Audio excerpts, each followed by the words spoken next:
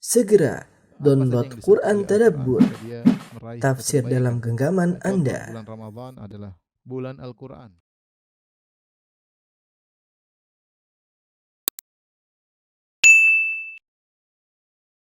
Bismillahirrahmanirrahim. Assalamualaikum warahmatullahi wabarakatuh.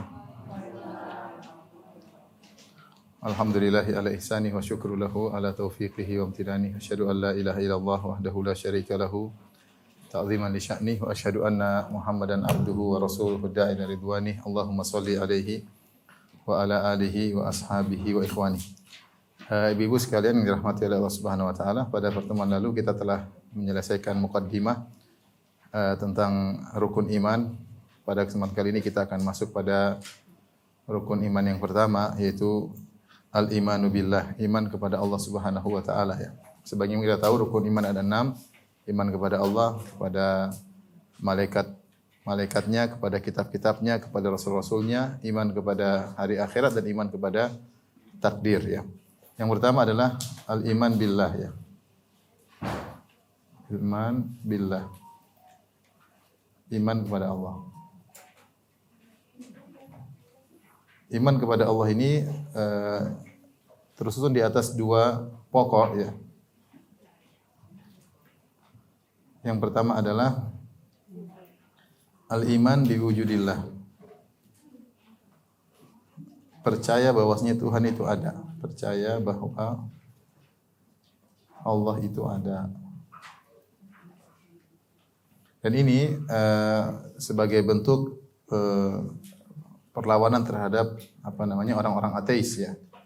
Tidak seperti ateis ya, yang mengingkari adanya Tuhan.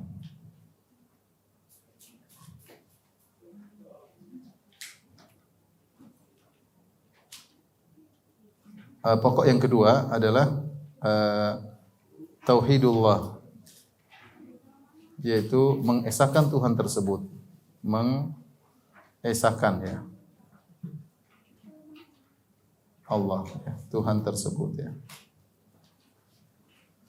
yaitu Allah Subhanahu wa taala, dalam kurung mentauhidkan Allah.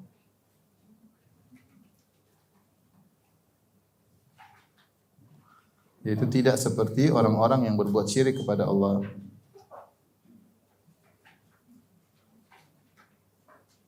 Yang berbuat syirik kepada Allah.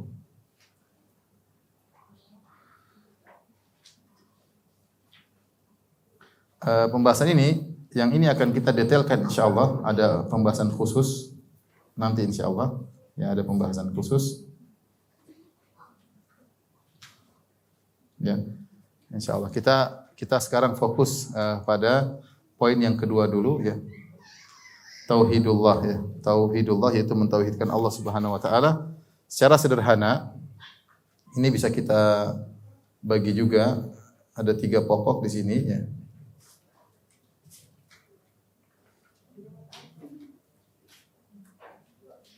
Tiga landasan ya. Yaitu yang pertama, meyakini Allah Maha Esa, meyakini mentauhidkan Allah itu meyakini Allah Maha Esa. Allah Esa. Esa maksudnya bersendirian ya. Sendirian dalam mencipta, memiliki dan mengatur alam semesta. Mengatur alam semesta. Yang kedua adalah meyakini Allah Esa dalam sifat-sifatnya, yaitu tidak ada sesuatu pun yang menyerupai sifat Allah ya. Yaitu tidak ada sesuatu pun yang menyerupai sifat Allah. Gampangannya Allah Subhanahu wa taala misalnya memiliki sifat ilmu. Kita manusia juga memiliki sifat ilmu, tapi ilmu kita tidak seperti ilmu Allah Subhanahu wa taala. Ilmu kita didahului dari kebodohan, kemudian bertahap dari bodoh, nggak tahu apa-apa, kemudian belajar secara bertahap, sedikit demi sedikit, kemudian pun sudah belajar jungkir balik pun tidak akan sempurna, penuh dengan kekurangan, kemudian ilmu kita pun diliputi dengan lupa. Itu ilmu manusia. Ilmu Allah Subhanahu wa taala langsung sempurna. Wa ma kana rabbuka nasiya, dan Allah tidak akan lupa. Ini contoh, maksudnya sifat Allah tinggi, sempurna, tidak ada yang menyamai sifat Allah Subhanahu wa taala ya. Saya kasih contoh misalnya, contoh sederhana, contoh sifat ilmu. Kita bandingkan, komparasi antara misalnya Allah dengan manusia ya. Manusia.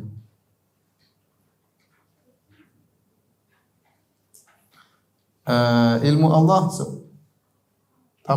tanpa didahului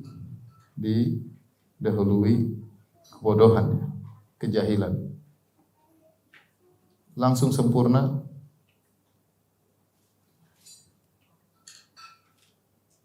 Bukan langsung sempurna, sempurna. Ya. Sempurna tanpa batas.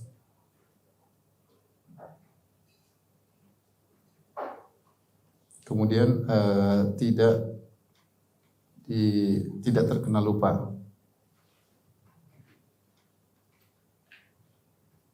Wa ma kana rabbuka nasiya. Rabbmu tidak akan lupa. Adapun manusia bodoh dulu, kemudian berilmu secara bertahap,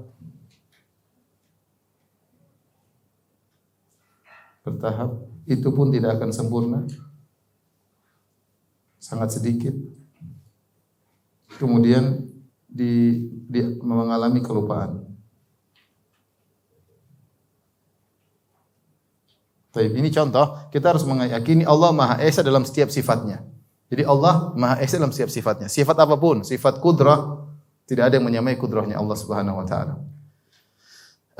Sifat apapun ya, yang dimiliki oleh Allah, maka tidak ada yang menyamai sifat Allah. Ini adalah poin kedua yang berkaitan dengan keesaan Allah Subhanahu wa taala. Yang ketiga, meyakini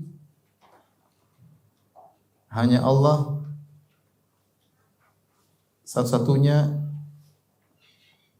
yang berhak diibadahi.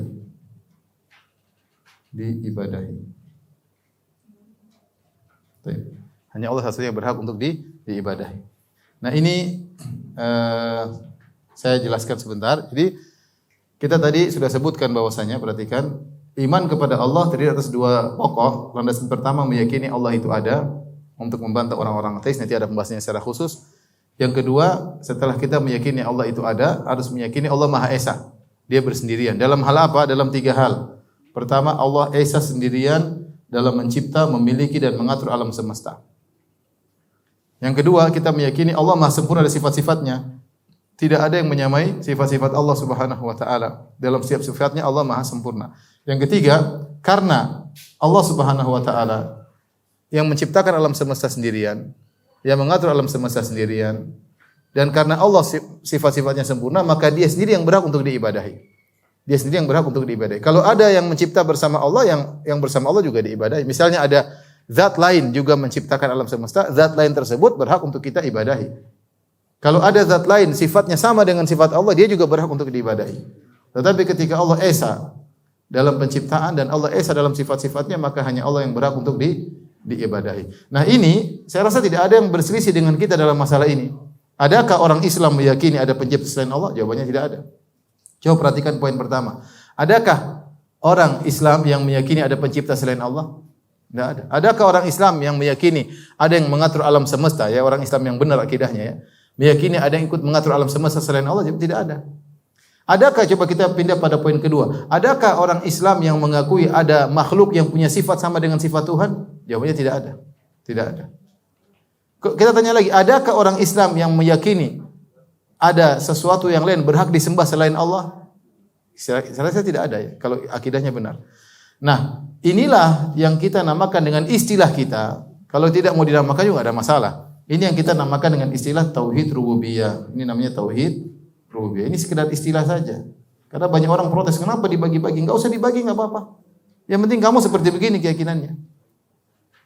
meyakini bahwasanya Allah esa dalam sifat-sifatnya disebut dengan tauhid sifat, tauhid asma sifat.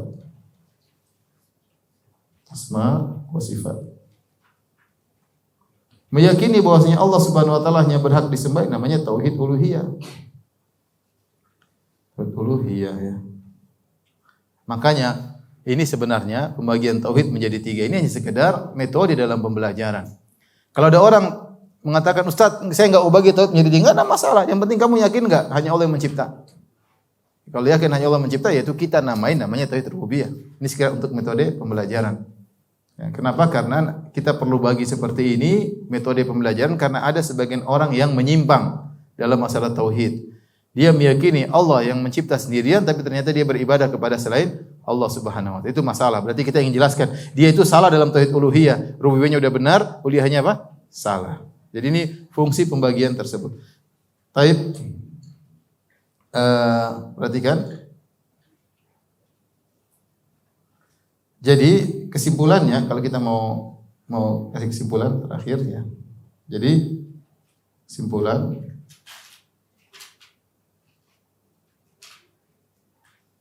tauhid rububiyah dan tauhid sifat mengkonsekuensikan tauhid uluhiyah. Paham tidak Ibu? Kenapa hanya Allah yang berhak untuk disembah? Apa tauhid uluhiyah? Tauhid uluhiyah itu meyakini hanya Allah yang berhak apa? Disembah. Enggak boleh kita nyembah batu, enggak boleh nyembah patung, enggak boleh nyembah mayat, enggak boleh nyembah nabi.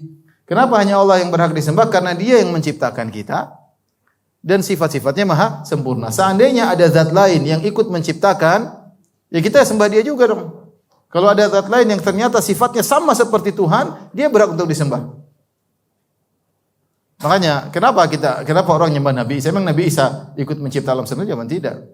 Nabi Isa punya sifat sama dengan Tuhan? Tidak. Dia lapar, Nabi Isa lapar, Nabi Isa ketakutan, Nabi Isa dikejar-kejar. Tidak pantas untuk disembah. Kalau Nabi Isa punya sifat seperti Tuhan, kita sembah dia juga. Ya. Makanya di antara tafsiran, Qul in kana lirrahmani waladun fa ana awwalul abidin. Kalau seandainya Tuhan punya anak, saya yang pertama kali sembah anak tersebut, kata dalam sebagian tafsiran. Allah suruh Nabi mengatakan demikian. Ya. Tapi Tuhan tidak punya anak. Ya. Ini logika sederhana tentang iman kepada Allah. Kita akan bahas berputar pada poin ini. Tolong dia.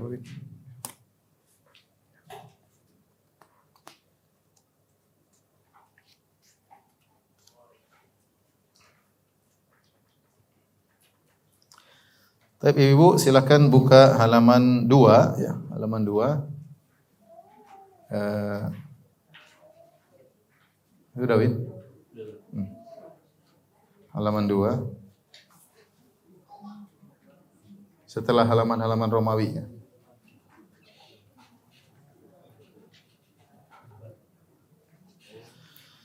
Definisi tauhid ya. Tauhid masdar dari wahada yuwahidu tauhidan ya.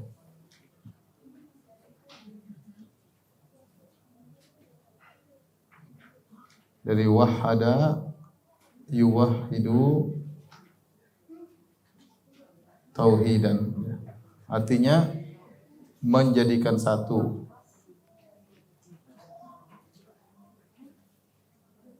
Atau bahasa kita mengesakan, mengesakan. Jadi tauhidullah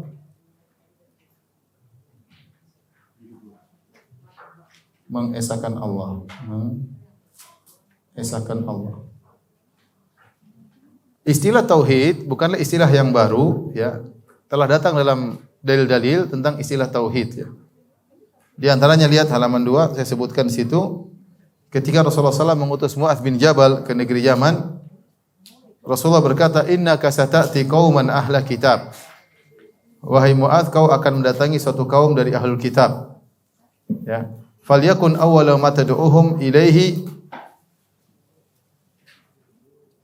ibadatullah. Jadikanlah dakwahmu pertama kali adalah menyuruh mereka untuk beribadah kepada Allah. Dalam riwayat yang lain, falyakun awwala ma tad'uuhum ilaihi an yuwahhidullah. jadikanlah dakwamu pertama kali agar mereka mentauhidkan Allah. An yuwahhidullah datang dalam fi'il mudhari' yaitu artinya agar mereka mentauhidkan Allah. Dalam redaksi yang lain, falyakun awwala ma tad'uhum ilaihi tauhidullah. Jadikanlah dakwamu pertama kali ketika mendakwahi orang-orang Yahudi dan Nasara yaitu tauhid. Karena mereka mengakui adanya Tuhan. Yahudi Nasara mengakui adanya Allah atau tidak? Mereka mengenal Allah. Cuma mereka musyrik, itu masalahnya. Makanya Rasulullah SAW menyuruh mereka, Mu'adz bin Jabal ketika berdakwah disuruh untuk menyuruh mereka kepada tauhidullah. Jadi istilah tauhid sudah dikenal dalam syariat, bukan istilah baru. Bahkan para ulama menulis misalnya Kitabut Tauhid. Seperti dalam Sahih Bukhari ada kitab namanya Kitabut Tauhid. Sahih Bukhari itu ada kitab Taharah, ada kitab ini, ada juga kitab Tauhid. Demikian juga misalnya Ibnu Mandah punya buku Kitabut Tauhid. Ibnu Khuzaimah punya buku judulnya Kitabut Tauhid ya. Sampai sekarang Syekh Muhammad Abdul Wahhab juga punya buku namanya Kitabut Tauhid. Istilah tauhid bukanlah istilah yang baru. Demikian juga dalam satu hadis Rasulullah SAW pernah bersabda, "Anna rajulan lam ya'mal minal khairi syai'an qat illa tauhid." Ada seorang dia tidak punya amal apapun kecuali tauhid. Jadi tauhid ini istilah dari Nabi sallallahu alaihi wasallam. Makna tauhid yaitu dia mengesahkan Allah tapi dia tidak beramal saleh. Ya. Dan hadis yang lain ya tentunya saya tidak bacakan karena panjang ya. Demikian juga ketika Nabi SAW berhaji, Rasulullah SAW mengatakan labbaik Allahumma labbaik labbaik la syarika laka labbaik. Ya Allah, aku penuhi panggilanmu ya Allah. Ya Allah, tidak ada sekutu bagimu. Innal hamda wa ni'mata laka wal mulk. Sungguhnya kenikmatan, pujian, kerajaan hanyalah milikmu. La syarika lak, tidak ada sekutu bagimu. Talbiyah Nabi ini dinamakan oleh Jabir bin Abdullah dengan tauhid. Kata Jabir bin Abdullah radhiyallahu taala anhu mensifati haji Nabi, kata Jabir, fa ahalla bit tauhid. Nabi bertalbiyah dengan tauhid. Karena isi dari talbiyah Nabi isinya adalah tauhid ya. Inilah makna tauhid tadi sudah kita sebutkan. Tauhid bisa kita bagi untuk memudahkan pembelajaran.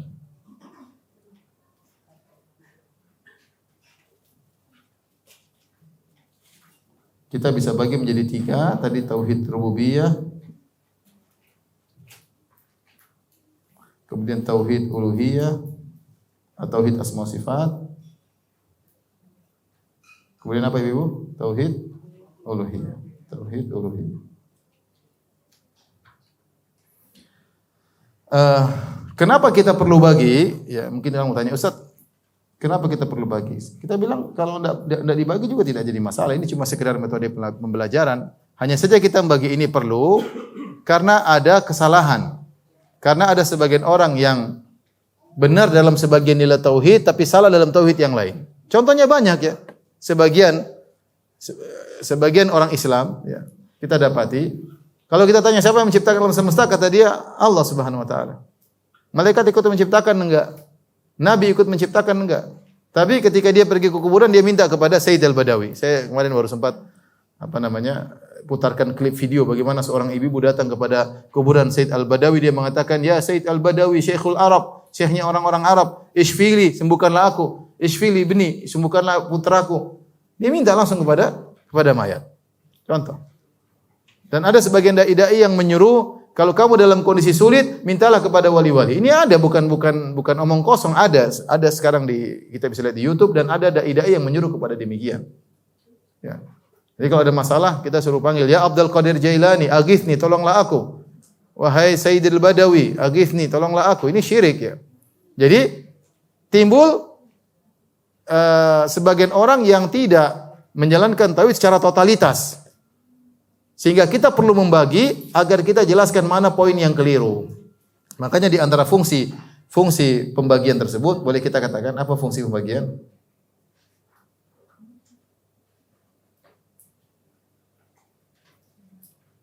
Di antaranya untuk mudah belajar, untuk mudah memahami secara totalitas. Memahami tauhid secara totalitas. Yang kedua, untuk mengetahui poin yang salah. Poin yang salah. Kenapa? Karena sebagian muslimin sebagian kaum muslimin hanya bertauhid secara parsial, ya. Hanya bertauhid secara parsial. Tidak total. Parsial, tidak totalitas, ya. Saya contohkan tadi, masih ada orang Islam, contoh ya, contoh. Yang parsial doang, contoh. Secara parsial, contoh. Ada yang meyakini rububiyah Allah, tapi berdoa kepada makhluk,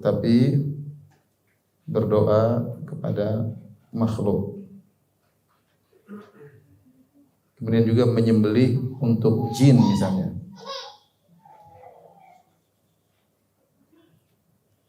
Contoh lagi, ada yang meyakini rububiyah Allah,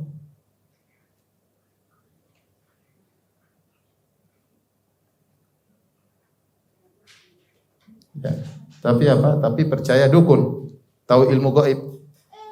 Tapi percaya dukun, tahu ilmu gaib.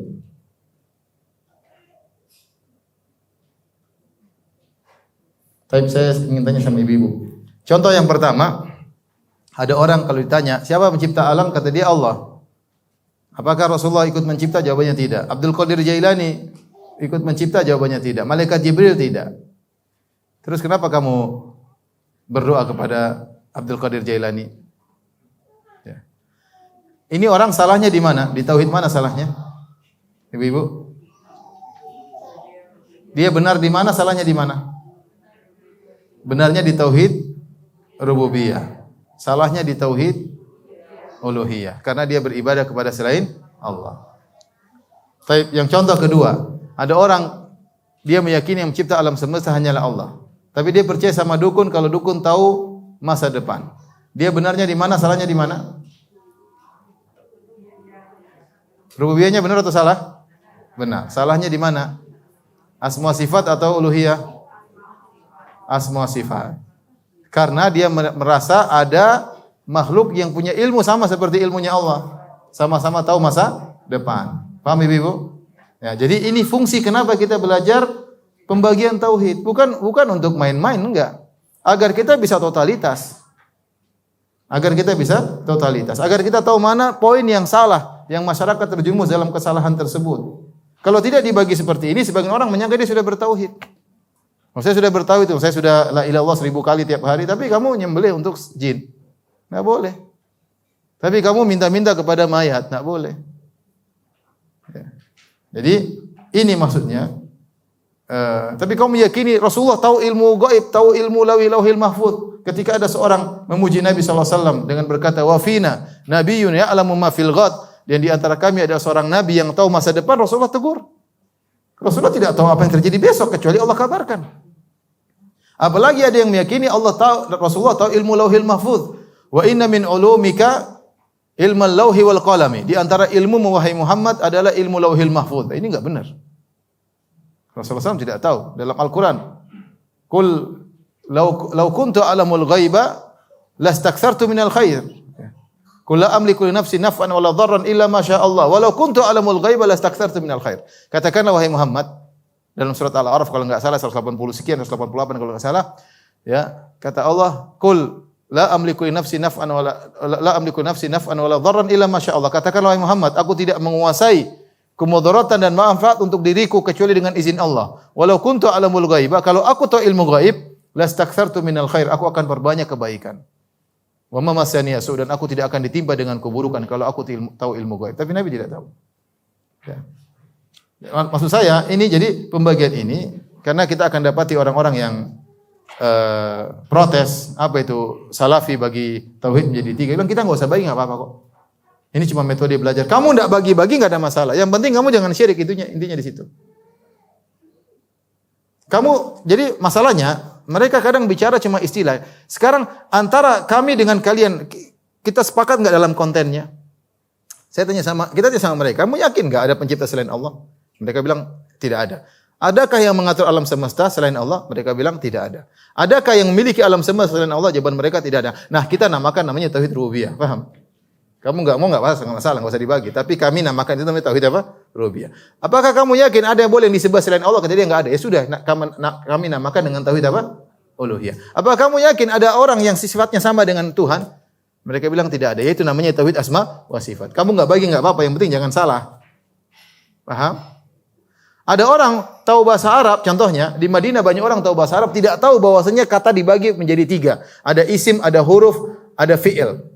Ini yang tahu siapa? Yang belajar tahu ada fi'il, ada isim, apa ada huruf. Ada seorang dia bisa ngomong Arab tanpa tahu seperti itu. Ada masalah, yang penting ngomongnya benar. Nah, banyak orang tua kita tidak tahu pembagian ini, tapi tauhidnya benar. Dia tidak pernah minta-minta sama mayat. Dia tawakal kepada Allah. Enggak perlu, ini cuma sekedar pembelajaran agar kita tidak terjatuh dalam kesalahan. Oleh karenanya Allah sebutkan ada sebagian orang yang beriman tapi imannya salah. Seperti dalam surat Yusuf ayat 106. Allah isyaratkan, perhatikan sini. Allah isyaratkan model orang seperti ini.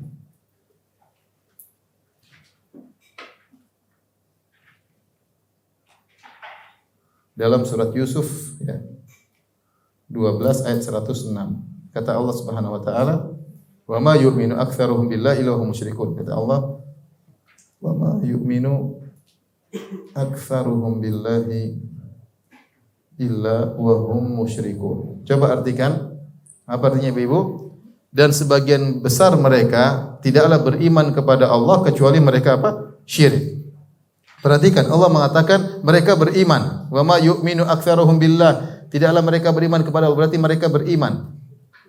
Beriman, kemudian tapi mereka apa? Syirik. Nah, di sini mereka menggabungkan antara iman dengan syirik.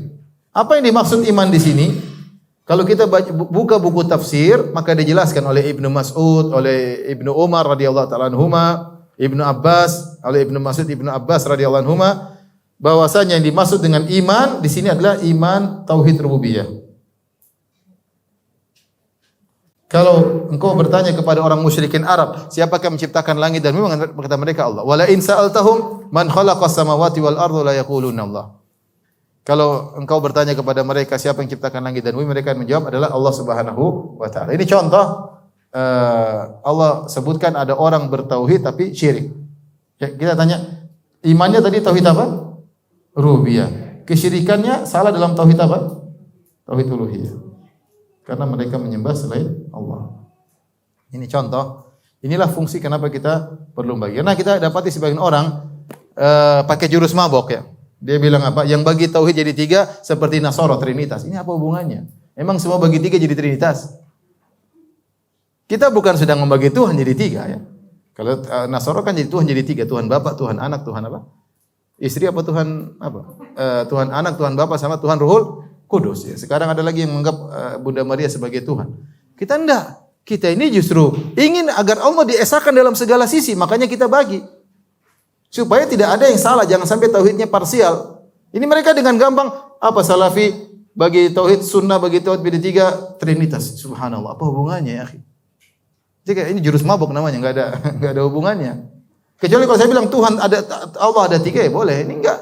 Kita ini jelaskan agar tauhid menjadi totalitas bukan parsial ya. Tapi kenapa mereka sibuk dengan masalah ini? Kenapa mereka kritik kita? Karena setelah kita cek-cek ternyata mereka ada salah dalam sebagian tauhid. Itu masalahnya. Dan mereka tidak mau disalahkan. Kalau seandainya mereka tidak salah, harusnya mereka tidak usah masalah. Ya, tidak apa-apa. Mau bagi 7, mau bagi 10 enggak ada masalah.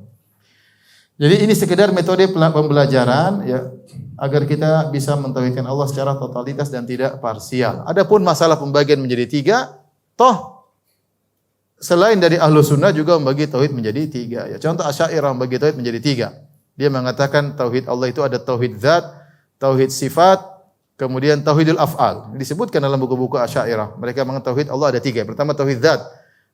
Innallaha wahidun la qasima lahu. Sungguhnya Allah itu zatnya satu, tidak ada pembagiannya.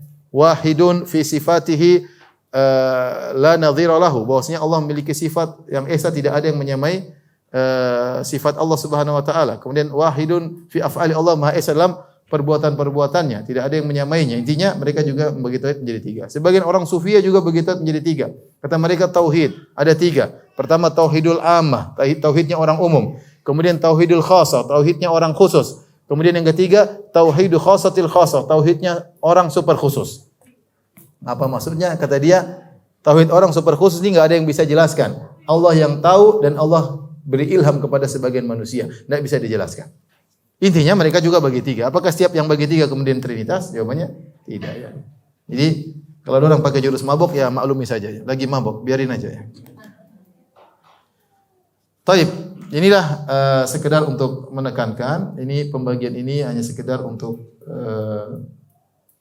kemudahan. Dan sebagian orang mengatakan yang pertama bagi Ibnu Taimiyah tidak benar. Sebelumnya sudah ada pembagian ini dan Syekh Abdul Razak hafizahullah taala punya buku judulnya Al-Qaulus Sadid ya. Liman ankara taqsim at-tauhid ila thalathati aqsam atau judulnya seperti itu yaitu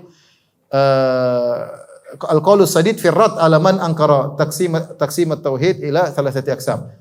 Yaitu artinya adalah bantahan terhadap orang yang mengingkari pembagian tauhid menjadi tiga bagian.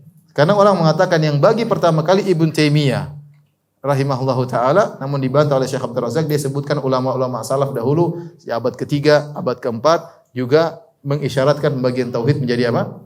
Menjadi tiga ya. Bahkan dalam buku-buku Ahlul Bidah seperti buku-buku Asy'ariyah juga ada pembagian tauhid ya. Seperti saya sebutkan tadi ada pembagian tauhid. Jadi sebenarnya pembagian tidak ada masalah. Antum mau bagi tauhid menjadi 4, mau 5, mau 7 enggak ada masalah. Yang penting kontennya benar. Yang penting kontennya benar karena ini hanyalah sekedar metode pembelajaran saja. Wallahu a'lam bishawab. Baik, kita lanjut sekarang. Kita bahas yang pertama adalah tauhid ar-rububiyah. Tauhid ar-rububiyah.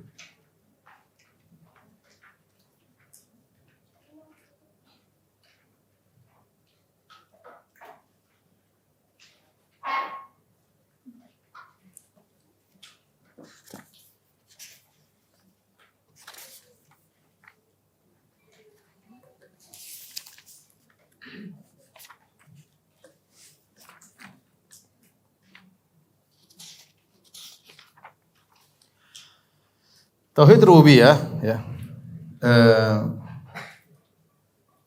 Dibangun di atas tiga landasan. Tadi tauhid rububiyah ngerti ya, yaitu percaya Allah itu ada, Allah yang pencipta sendirian, Allah yang mengatur, Allah yang memiliki alam semesta secara sendirian ya. Dibangun di atas tiga pokok.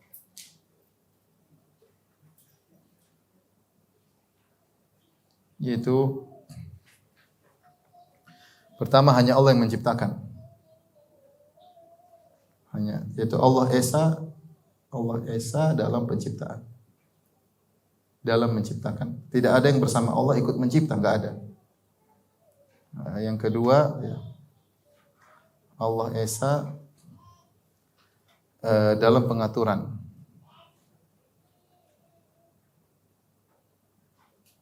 Kemudian yang ketiga Allah Esa atau kita nomornya kita ganti ya.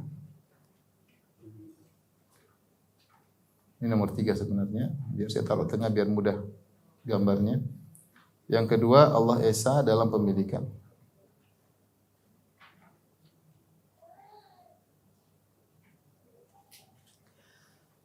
Allah Esa dalam menciptakan. Ya. Ini 3 pokok tauhid rububiyah. Karena Allah yang mencipta, semua di alam semesta ini tidak ada yang mencipta kecuali Allah. Karena semua ini ciptaan Allah, maka semua ini hanya milik Allah. Ya. Semua ini hanya milik Allah Subhanahu wa taala. Sederhananya, yang menciptakan pohon-pohon Allah, yang menciptakan korma Allah Subhanahu wa taala. Makanya Allah berfirman, "Walladzina tad'una min dunihi ma yamlikuna min qitmir." Yang kalian sembah selain Allah Subhanahu wa taala tidak memiliki qitmir. Qitmir itu apa namanya? Kulit ari pada biji korma. Karena yang ciptakan korma adalah Allah, yang menciptakan biji korma adalah Allah, maka yang kalian sembah, mau Nabi Isa, mau Nabi Muhammad kalau kalian sembah, mau malaikat Jibril, mereka tidak memiliki apa? Kulit ari biji korma tersebut. Karena tidak ada yang bisa menciptakan kulit ari tersebut kecuali siapa? Allah Subhanahu wa taala. Allah mengatakan, "Ya ayuhan nasu duriba mathalun fastami'u lah. Innal ladzina tad'una min dunihi la yakhluqu dzubaban wa lijtama'u lah." Wahai manusia sekalian, dibuat perumpamaan bagi kalian maka dengarkanlah. Sungguhnya yang kalian sembah selain Allah tidak bakalan bisa menciptakan seekor lalat meskipun mereka bersatu padu. Mau suruh semua disembah, ada yang menyembah Nabi Isa, ada yang menyembah Uzair, ada yang menyembah Nabi Muhammad sallallahu alaihi wasallam, ada yang menyembah malaikat, ada yang menyembah wali-wali, ada yang menyembah. Suruh mereka bergabung bikin lalat tidak bakalan bisa. Makhluk yang hina. Nah, kalau Allah yang menciptakan semuanya berarti semuanya hanya milik siapa? Allah Subhanahu wa taala. Semuanya milik Allah Subhanahu wa taala. Jadi Allah Maha Esa menciptakan, Allah Maha Esa memilikan. Dan Allah Maha Esa dalam pengaturan. Nah, pengaturan ini ada 3 pokok juga ya. Ibu bisa lihat halaman 17 ya. Halaman 17. Yang pertama masalah pembagian takdir setiap makhluk. Maksudnya rezekinya, ajalnya, kemudian bentuknya, dan lain-lainnya. Yang kedua adalah pengaturan aturan alam. Ini yang ngatur hanya Allah Subhanahu wa taala, tentang menjalankan matahari, ya, bulan, ya. Kemudian juga misalnya hujan, panas dan lain-lain, semuanya pengaturan alam. Ini hanya Allah Subhanahu wa taala. Gunung, ya. Laut. Ini semua yang ngatur Allah Subhanahu wa taala. Kemudian yang ketiga adalah hari kebangkitan, al-ba'ts wan nusyur. Hari kebangkitan. Allah bersendirian dalam urusan pembangkitan manusia. Allah yang matikan mereka, Allah yang hidupkan lagi, Allah bangkitkan mereka, Allah yang hisab mereka, Allah sidang mereka, semuanya Allah Subhanahu wa taala. Makhluk enggak bisa apa-apa hari kiamat. Semuanya murni hak Allah Subhanahu wa taala, Allah sendiri yang mati. Itu namanya tauhid rububiyah. Yang penting kalau orang tidak mau pembagian tauhid rububiyah, itu enggak ada masalah. Yang penting kamu percaya dengan ini semua. Kalau kamu enggak percaya, kamu terjerumus dalam kesyirikan. Kamu terjerumus dalam kesyirikan. Taib, saya sebutkan beberapa dalil-dalil tentang Allah menciptakan segala sesuatu. Misalnya Allah Subhanahu wa taala berfirman, dalil umum, Allahu khaliqu kulli syai'. Allah mencipta segala sesuatu. Allah mencipta segala sesuatu. Setelah itu Allah sebutkan juga dalil-dalil secara terperinci. Seperti Allah menciptakan tumbuh-tumbuhan, manusia, kata Allah subhanalladzi khalaqal azwaja kullaha mimma tumbitul ardu wa min anfusihim wa mimma la ya'lamun.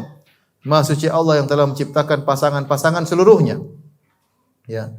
Dari pohon-pohon yang berpasang-pasangan, dari manusia yang berpasang-pasangan, dari perkara-perkara yang kalian tidak mengetahui. Ya. Allah menciptakan hewan, kata Allah wal an'ama khalaqaha lakum fiha dif'un wa manafi'u wa minha ta'kulun. Hewan-hewan Allah ciptakan, binatang ternak. Dari hewan tersebut kalian bisa merasakan kehangatan dengan kulitnya, dengan bulunya.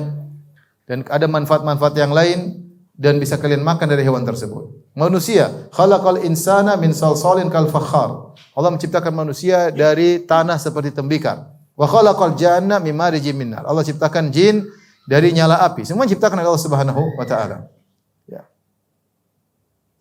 Makanya Allah mengatakan, hadza khalqullah fa'aruni madza khalaqal ladzina min duni. Inilah ciptaan Allah, semua ini ciptaan Allah. Tunjukkan kepadaku mana sembahan-sembahan kalian menciptakan mana. Lata, Uzza menciptakan, Nabi Isa menciptakan, ya. Malaikat menciptakan, sapi menciptakan, enggak ada. Sederhananya apa? Sederhananya, kalau ada yang ikut mencipta bersama Allah, dia juga berhak disembah.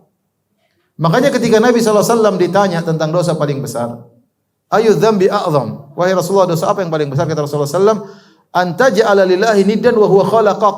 Engkau mengambil tandingan bagi Allah, kau ibadahi padahal yang ciptakan kamu cuma Allah sendirian. Seandainya ada dua zat bekerja sama ciptakan kamu, kamu boleh sembah dua zat tersebut. Yang ciptakan kamu cuma Allah, gimana kamu menyembah kepada selain Allah? Gimana kemudian seorang beribadah, meminta-minta kepada wali-wali, kepada Abdul Qadir Jailani, menunjukkan ketundukannya, tangisannya, harapannya dia gantung kepada makhluk. Saya sedih melihatnya. Ada klip kemarin sempat saya suruh Windu apa namanya? Putar, bisa diputar ya? Masih kemarin. Kasihan bagaimana ibu-ibu minta-minta kepada kuburan ya. Ya, intinya ada seperti itu. Taib. Sampai dalam hadis qudsi kata Allah Subhanahu wa taala, "Wa man adzlamu mimman dhahaba yakhluqu khalqan ka khalqi." Siapa yang mau niru ciptaanku? Falyakhluqu dzarratan, coba ciptakan semut. Enggak usah ciptakan yang hebat, ciptakan semut aja. Dengan sifat-sifatnya yang sempurna. Semua ciptaan Allah itu sempurna. Allah itu profesional dalam menciptakan. Ya, sun Allahil ladzi atqana kulli syai'. Allah itqan, profesional kita menciptakan. Ya. Alladzi ahsana kulli syai'in khalaqah ya. Allah menciptakan dengan sempurna. Sampai semut dengan kecilnya gitu lihat bagaimana sempurnanya. Tidak ada yang bisa bikin semut. Jangankan semut kata Allah, wal yakhluqu habbatan, coba ciptakan biji. Suruh satu dunia kumpul bikin biji, bikin sendiri ya, jangan ambil biji Allah. Dari yang Allah ciptakan, bikin biji sendiri kalau ditanam kemudian tumbuh. Siapa yang bisa bikin? Enggak ada. Ini biji tumbuh jadi mangga, jadi pohon besar, jadi macam-macam ya. Luar biasa. Ini ada Tuhan yang ciptakan. Kalau ada yang bisa ciptakan biji, sembah dia, kata Allah. Saya enggak ada yang bisa ciptakan biji. Ada yang bisa bikin telur, kemudian menetas, enggak ada. Telur Cina bikin cuma bisa digoreng, enggak bisa menetas. Kemudian dalil tentang kepemilikan, al-mulk, ya. Ini tadi kita sudah bicara tentang penciptaan, yang kedua adalah kepemilikan. Lihat halaman 20. Allah mengatakan tabarakalladzi biyadihil mulku. Maha suci Allah yang miliknya segala kerajaan. Semua milik Allah. Kita bertalbiyah, kita mengatakan innal hamda wan ni'mata laka wal mulk. Sungguhnya segala pujian, segala kenikmatan dan segala kerajaan laka hanya milik Engkau ya Allah. Kita mengakui dalam talbiyah kita ya. Allah mengatakan lillahi mulkus samawati wal ardi yakhluqu ma yasha. Milik Allah lah semua yang ada kerajaan langit dan bumi. Allah menciptakan apa yang Allah kehendaki. Karena Allah yang ciptakan maka semuanya milik Allah Subhanahu wa taala. Semuanya milik Allah Subhanahu wa taala. Makanya kalau kita dapat musibah kita bilang inna lillahi wa inna ilaihi raji'un. Kita ini milik Allah. Kalau kita saja milik Allah apalagi hanya harta kita, apalagi hanya anak kita, apalagi hanya aset-aset kita, semuanya kita saja milik Allah apalagi cuma aset-aset kita.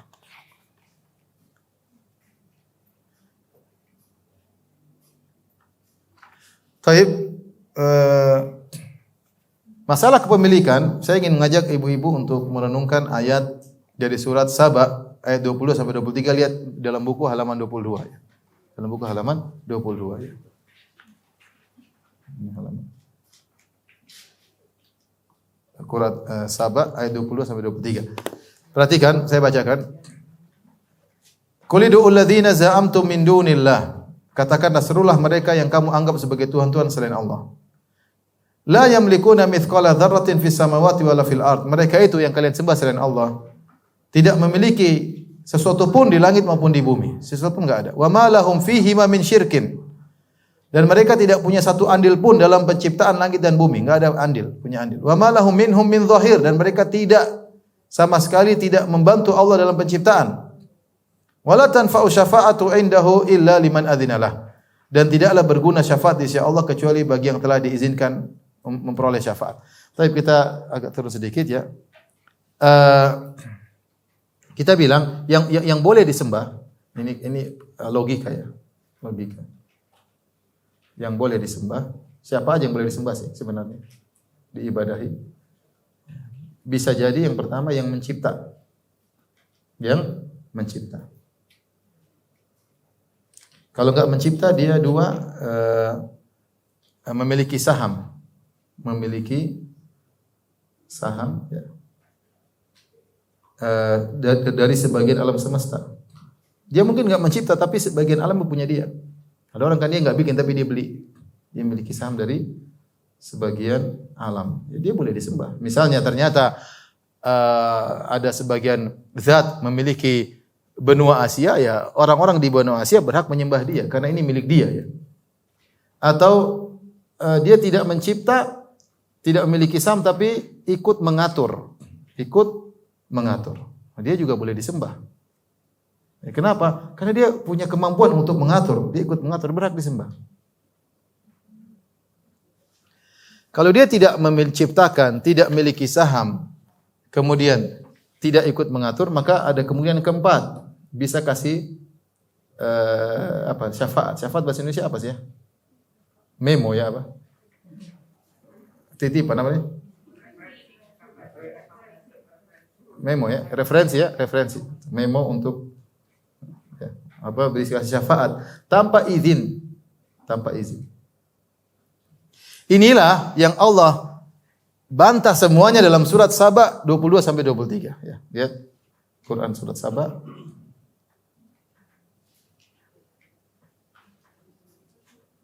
Saba ayat 22 sampai 23. Allah jelaskan yang berhak disembah itu ini. Kalau ada yang mencipta bersama Allah, silakan sembah dia. Ternyata tidak ada. Taib. Kalau tidak ada yang mencipta, mungkin dia tidak mencipta tapi dia punya saham, menguasai sebagian benua, silakan disembah oleh penghuni benua tersebut. Ternyata tidak ada juga. Tidak ada yang memiliki gunung, tidak ada yang memiliki laut, tidak ada. Taib. Kalau dia tidak mencipta, tidak memiliki saham dalam kepemilikan, mungkin dia ikut mengatur. Kalau dia ikut mengatur, silakan kau sembah dia. Dia tidak ikut mengatur. Tidak ada yang mengatur kecuali Allah. Malaikat yang ngatur hujan semua atas perintah Allah. Enggak ada independen punya kemampuan untuk mengatur. Enggak ada. Semuanya di bawah perintah Allah Subhanahu wa taala. Malaikat maut mencabut nyawa, siapa yang suruh? Allah. Kalau tidak izinkan dia bisa bangun, tidak bisa cabut. Kalau enggak, yang keempat, mungkin dia tidak mencipta, mungkin dia tidak memiliki, mungkin dia tidak mengatur, tapi dia bisa kasih syafaat. Kenapa kasih syafaat? Karena Allah segan sama dia. Makanya kita kan begitu, kita di dunia ini, kenapa menteri bisa kasih memo meskipun tanpa izin presiden? Karena presiden segan sama dia. Iya atau tidak? Segan sama dia. Makanya dia bisa kasih memo. Enggak apa-apa. Nanti kamu jalan aja, bilang dari saya. Kenapa? Karena presiden butuh sama dia. Raja butuh sama anak buah, sama menteri-menterinya, karena sehingga menteri tersebut bisa kasih syafaat tanpa izin. Dan itu tidak ada yang berlaku. Semua ini ya tidak berlaku, tidak ada yang memiliki salah satu dari empat sifat ini. Makanya Ibnu Qayyim rahimahullah taala mengatakan ayat ini menghancurkan syirik dari segala akarnya. Ya, semua sebab kesyirikan semuanya dihancurkan. Terus kalau gitu tidak ada yang berhak disembah karena tidak ada satu makhluk pun yang memenuhi persyaratan ini. Bahkan Nabi Muhammad sallallahu alaihi wasallam, orang yang paling mulia ketika hari kiamat meminta syafaat saja harus sujud kepada Allah Subhanahu wa taala. Minta izin dulu. Tidak serta-merta dia mentang-mentang karena saya manusia termulia. Enggak, Rasulullah SAW tidak begitu. Rasulullah SAW memberi syafaat, minta izin dulu. Dan Allah tekankan ya bahwasanya tidak ada yang bisa beri syafaat, wala tanfa'u syafa'atu indahu illa liman adzinalah. Tidak bermanfaat syafaat seorang pun kecuali dengan izin Allah Subhanahu wa taala. Ini berkaitan dengan kepemilikannya. Kemudian yang terakhir at-tadbir, pengaturan ya. Lihat halaman 24. Tadbir, pengaturan terdiri atas 3 poin utama. Pertama, masalah pembagian takdir, makhluk, rezekinya, ajalnya, ini yang ngatur semua Allah. Tidak ada yang ikut campur bersama Allah. Yang kedua, pengaturan aturan alam seperti matahari, rembulan, hujan, panas, dingin, semuanya itu yang ngatur adalah Allah Subhanahu wa taala. Ya. Makanya kita tidak boleh mencela panas, kita bilang dasar panas, yang bikin panas Allah Subhanahu wa taala. Berarti kau mencela pengaturnya. Angin, tidak boleh kita Nabi la tasubur rih, jangan kau mencela angin. Ya, kalau mencela angin berarti kau mencela Allah karena tidak ada yang ngatur angin kecuali siapa? Allah Subhanahu wa taala. Kemudian juga di antaranya hari kebangkitan. Hari kebangkitan hanya Allah yang mengatur, enggak ada satupun yang punya andil dalam hari kebangkitan. Ya Allah sebutkan dalam banyak ayat bagaimana Allah mengatur alam semesta ini. Seperti firman Allah Subhanahu wa taala, "Inna fi khalqis samawati wal ardi wa ikhtilafil laili wan nahari la ayatin liulil albab." Sungguhnya pada penciptaan alam semesta, alam langit dan bumi, bergantinya siang dan malam, Allah yang bikin. Sungguh ada tanda-tanda kebesaran Allah Subhanahu wa taala. Allah berfirman lagi, "Khalaqas samawati wal arda bil haqq, yukawwirul laila 'alan nahari wa yukawwirun nahara 'alal lail, wa sakhkhara syamsa wal qamar." Dia yang menciptakan langit dan bumi dengan tujuan yang benar. Dia menutupkan malam atas siang, siang di atas malam, ya. Wa sakhkhara syamsa wal qamar, Allah yang mengatur matahari dan rembulan. Subhanallah, matahari bayangkan sejak mungkin entah miliaran tahun begitu-begitu saja pada edarannya. Kalau maju sedikit kita kepanasan, kalau jauh mungkin kita kedinginan. Siapa yang bisa ngatur matahari seperti itu? Pada orbitnya, terbit pada waktunya, terbenam pada waktunya. Kalau kita bisa ngatur-ngatur bulan puasa kita suruh terbenam cepat matahari. Tapi nggak bisa. Sahur jangan dulu terbit matahari. Tapi pernah Allah tahan matahari seperti dalam kisahnya Nabi Yusha bin Nun ketika dia sedang berjihad. Kemudian ketika itu peperangan biasanya kalau malam mereka berhenti, dia bilang, "Ya Allah, matahari kau diatur oleh Allah. Ya Allah, tahanlah matahari. Saya ingin selesaikan jihad." Dan Allah tahan matahari buat dia. Dan nanti di hari kiamat Dajjal, lama enggak siangnya? Lama ya. Yaumun kasana, kata Nabi SAW, satu hari seperti setahun. Sehingga berarti perjalanan matahari diperlambat oleh Allah Subhanahu wa taala. Ya Allah mampu, tapi nanti kalau adapun yang ngatur Allah Subhanahu wa taala. Ya kan nyembah Abdul Qadir Jailani nyembah. Emang ngatur apa? Syekh Abdul Qadir Jailani ulama, orang mulia, tapi dia ngatur apa? Dia enggak bisa ngatur dirinya. Beliau sudah meninggal dunia. Said Al-Badawi, gimana Said Al-Badawi? Dia orang mulia, tapi dia bisa ngatur apa? Udah meninggal mau ngatur apa? Masih hidup aja enggak bisa ngatur apa-apa, apalagi sudah meninggal. Bagaimana diminta-mintain? Bagaimana diibadahi? Dengan ibadah yang terbaik. Ibadah terbaiklah doa. Ya. Ad-du'a'u huwal ibadah. Doa adalah ibadah. Itulah intisari ibadah. Ad-du'a'u mukhul ibadah dalam sebagian riwayat. Doa adalah intisari ibadah. Karena dalam doa tampak ketundukan seorang makhluk kepada Tuhan. Disitulah dia mengaku saya ini makhluk, hamba tidak bisa apa-apa, sehingga dia minta kepada Allah Subhanahu wa taala. Nah, ketundukan itu ternyata dia berikan kepada makhluk, kepada Nabi Isa, kepada Abdul Qadir Jailani, kepada Said Al-Badawi. Ada enggak videonya, Win? Hah? Oh enggak nyambung. Ya udah. Baik. Intinya kita lihat sedih orang bagaimana orang-orang minta kepada orang Syiah lah, sedikit-sedikit ya Husain, ya Husain, ya Ali, ya Ali. Memang Ali dengar apa yang kau teriakin. Husain radhiyallahu anhu tidak bisa nolong dirinya, ingin minta tolong sama Husain. Gimana ceritanya? Dia jadi bunuh dengan dizalimi. Husain bin Ali bin Abi Thalib radhiyallahu anhu, cucu Nabi sallallahu alaihi wasallam, tidak bisa menyelamatkan dirinya. Gimana kau minta tolong sama dia? Logika taruh di mana? Kata Allah, la syamsu yanbaghi laha an tudrikal qamar wal lailu sabiqun nahar wa kullun fi falakin yasbahun. Tidak mungkin bagi matahari mendapati bulan dan tidak mungkin malam mendapati siang, masing-masing pada garis edarnya. Allah berfirman, "Wa min ayatihi khalqus samawati wal ardi wa ikhtilaful alsinatikum wa alwanikum." Di antara tanda-tanda kebesaran Allah, Allah menciptakan langit dan bumi. Di antaranya perbedaan lisan kalian. Lihat lisan begitu banyak. Bahasa ini, bahasa anu, bahasa ini. Siapa yang ngajarin? Allah Subhanahu wa taala.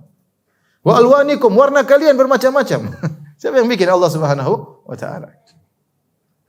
Dan Allah ngurus secara detail. Kata Allah, "Afaman huwa qa'imun ala kulli nafsin bima kasabat." Maka apakah Tuhan yang menjaga setiap diri, mengurus setiap diri atas apa yang diperbuat oleh setiap jiwa, ya. Masing-masing. Jadi Allah itu mengurus kita secara detail. Buktinya apa? Buktinya kalau Anda bangun malam minta, Allah dengar enggak? Allah dengar. Allah ngurus kita secara detail. Bukan ngurus kita secara global, ya. Perhatikan ya.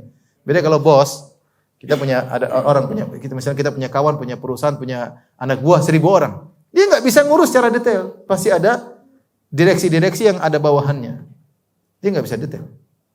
Anak buahnya sakit kalau enggak dilaporin dia enggak tahu. Apalagi kalau anak buahnya pegawainya 10.000. Ngurus detail enggak bisa. Presiden Indonesia ngurus 200 juta lebih. Enggak bisa ngurus secara detail. Global atau enggak ada yang kasih laporan. Allah Subhanahu wa taala ngurus kita ini secara detail. Kita ini harus yakin Allah tahu kita secara detail. Jangankan omongan kita. Ya'lamu kha'inatal a'yun wa ma tukhfis sudur. Allah tahu lirikan mata kalian dan Allah tahu gerak-gerik hati kalian. Ya, buktinya sangat banyak. Buktinya kalau Anda bangun malam berdoa, nangis, besok dikabulkan. Berarti ada yang dengar enggak? Ada dengar. Yang seperti kamu itu banyak. Bukan cuma di Jakarta, ada mungkin di Papua, mungkin ada di Australia yang bangun malam banyak. Tapi semuanya dikabulkan oleh Allah Subhanahu wa taala. Demikian ya Ibu ya, insyaallah. Insyaallah kita ketemu lagi. Wabillahi taufiq wal hidayah. Ya, assalamualaikum warahmatullahi wabarakatuh.